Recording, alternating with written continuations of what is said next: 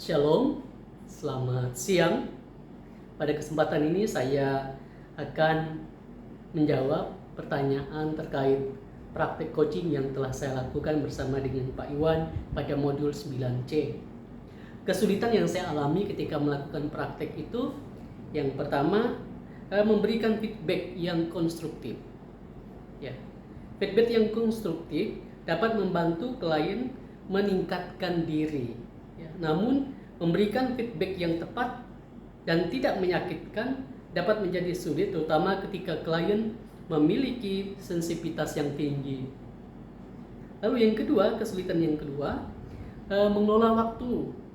Sesi coaching biasanya memiliki waktu yang terbatas. Nah, maka coach perlu memastikan bahwa sesi coaching dapat berjalan dengan efektif dan mencapai tujuan yang telah ditetapkan. Artinya bisa berlarut-larut kalau tidak membatasi diri dan pertanyaan atau jawaban dari klien itu melebar begitu, meskipun tetap relevan dengan pembahasan atau pertanyaan-pertanyaan sebelumnya. Tetapi ketika sudah memberi contoh-contoh dan sebagainya, lalu jadi lebih panjang dan bisa melebar begitu. Lalu bagaimana mengatasinya? Pertama, memberi feedback yang konstruktif, yaitu fokus pada apa yang ia sampaikan, bukan pada pribadinya.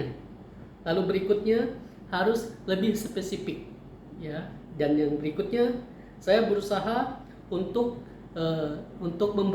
tidak memberi solusi dan juga untuk tidak menghakimi begitu, atau saya pernah melakukan itu, saya pernah seperti ini. Tidak berusaha juga untuk meneguhkan apa yang ia sampaikan. Lalu terkait dengan waktu, mengelola waktu, saya menetapkan agenda yang jelas untuk sesi coaching. Artinya kita sudah sepakat. Nah, ketika tadi sudah sepakat kurang lebih 20 atau 30 menit, tetapi dalam prakteknya itu bisa lebih, bisa sampai 1 jam, bisa 45 menit. Nah, ini yang kesulitan begitu.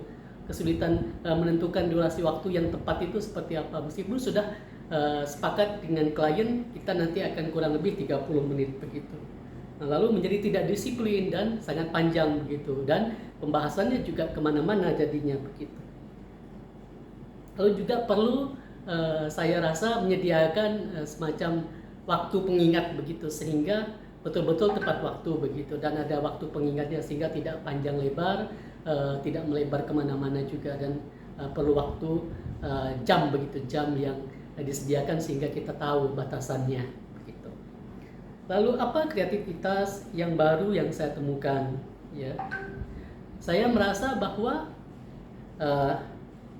penggunaan humor itu sangat penting. Baik saya sebagai coach maupun saya sebagai klien merasa lebih nyaman dan terbuka, serta tidak tegang, sehingga lebih nyambung dan suasana menjadi lebih hidup dan bersemangat dengan ada coach begitu, sehingga tidak membuat suasana menjadi tegang. Saya rasa humor atau jok-jok itu sangat penting begitu. Terima kasih.